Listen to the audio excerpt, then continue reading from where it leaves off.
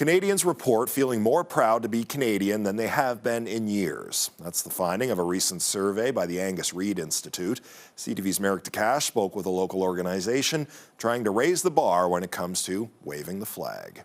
A Canadian flag stands in front of almost every house on Lynx Close in St. Albert, thanks to the local Rotary Club. We've got flags in every neighborhood, on almost every street, and if we don't have one on your street, you can go to stalbertrotaryclub.com and sign up for a flag. For $63 a year, the club drops off a Canadian flag for the weeks of Victoria Day, Canada Day, and Labor Day. More than 600 people participate in the program, which started around 15 years ago.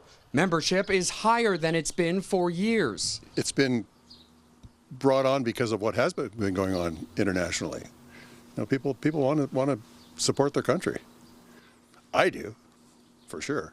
When you see what's happening in the rest of the world, and you look, the kind of life that we live here and everything else, there's no life better than ours. Brad St. Pierre doesn't participate in the flag campaign simply because he already has a flag hanging above his garage. I plan on keeping it up every year, all year.